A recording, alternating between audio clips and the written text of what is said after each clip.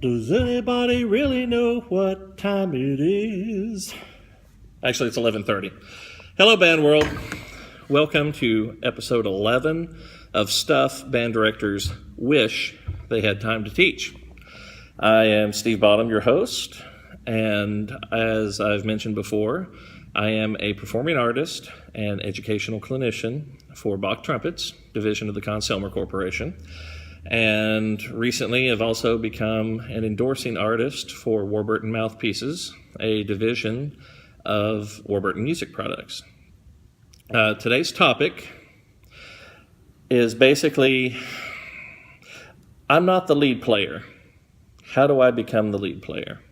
Well, the obvious answer is to practice, but it's more to it than just hacking through studies and etudes and whatnot. Sorry, I'm kind of a rickety table here. I'm actually a friend of mine, a high school choir director. I'm actually filming this in his classroom during his planning period. So thank you, Chris, by the way.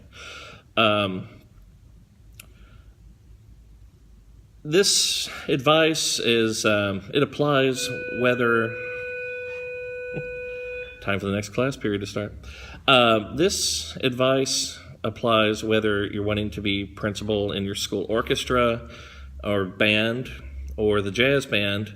In my particular personal experience, though, it was becoming the lead player in the jazz band. So that's how I'm going to describe it moving forward. But the techniques I'm going to share with you are applicable to any style of music.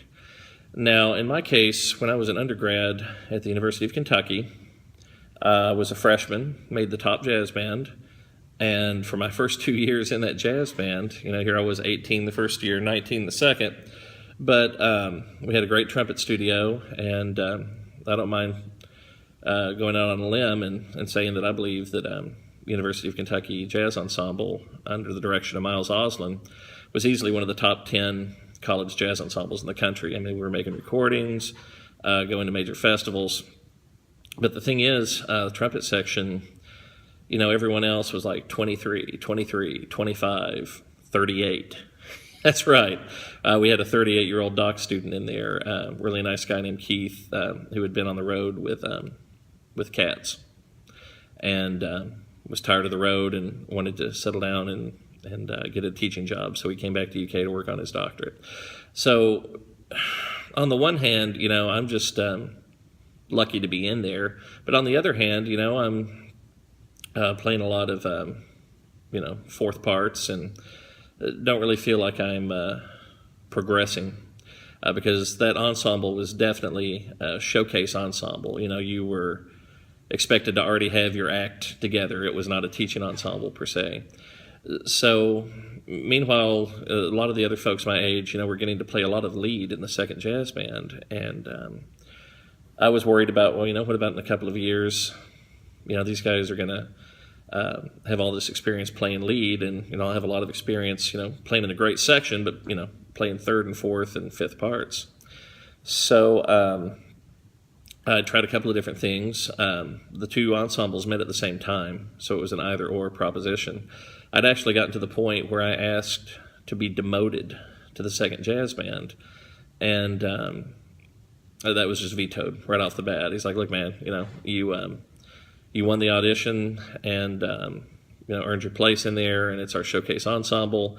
And while you're doing a lot of section parts, we don't think anybody else is going to play those section parts under the same level. I feel you where you're coming from, but tough toenails, basically."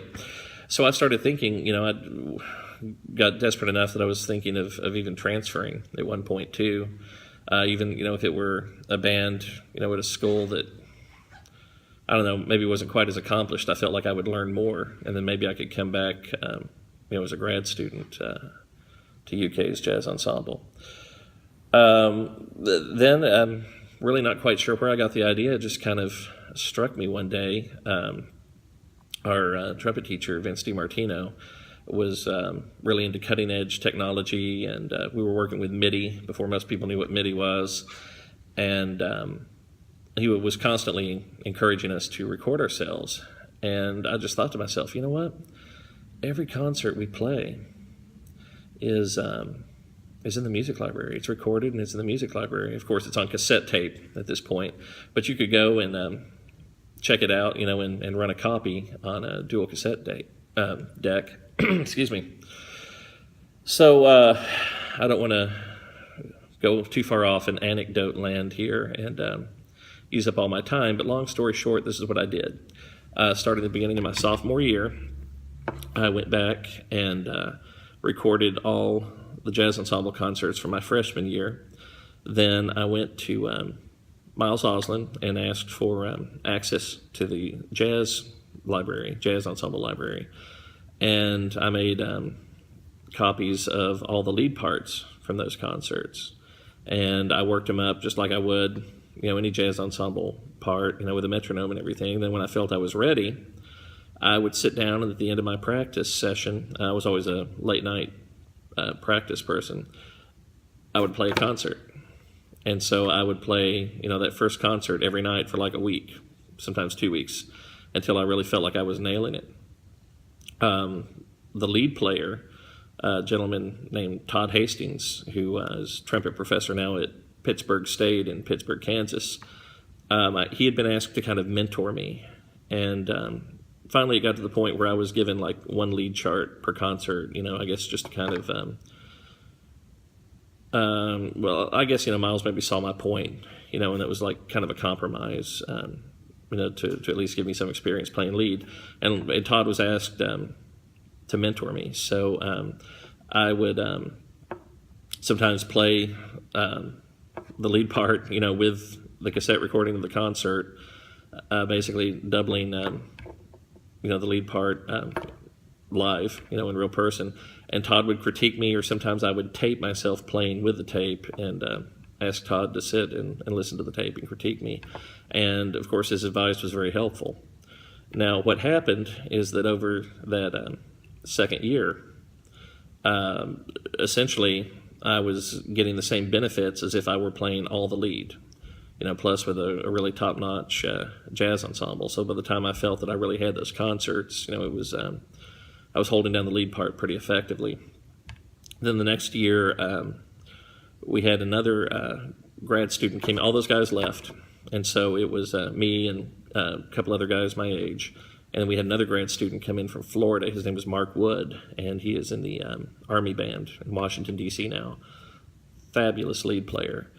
But Mark was really wanting to work on his solo chops at that point. So, he would play some lead, but, he was also very generous about insisting, that the rest of us get to play some lead as well. So at this point, I was still doing what I did before.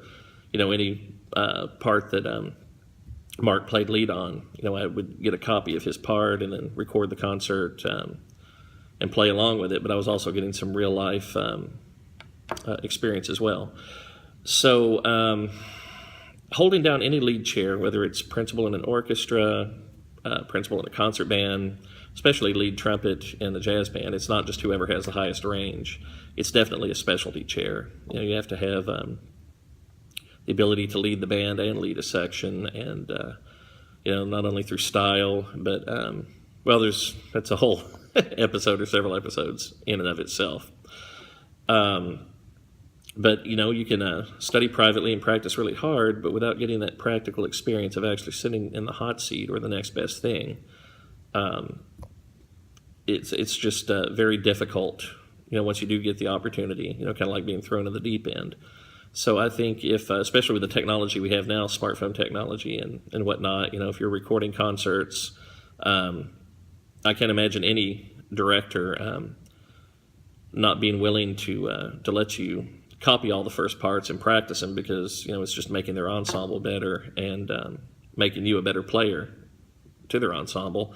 But if for some reason your teacher does object to that, then I would even argue that that's time for a sit-down parent-teacher-student conference and find out just what their rationale is, because it's just, like I said, there's no logical reason I could think of why they would want to deny you that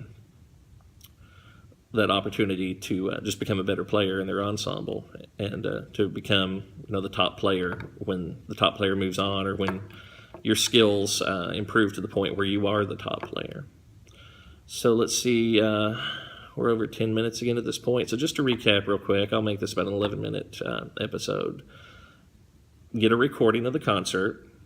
Get a copy of all the first trumpet parts, the lead part, whatever is applicable for the ensemble.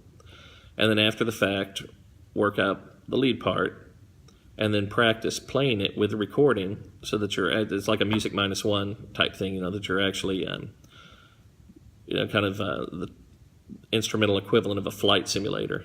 You're not actually doing it live in concert, but the next best thing, you're playing it, in real time, and you're hearing all the parts around you. And more than anything, I think that's what helped me become ready to become the lead player, which I was the last year and a half of my undergrad at UK. So, as always, comments are always welcome. If you have a question, please don't shy about contacting me. Excuse me, kind of choked up today.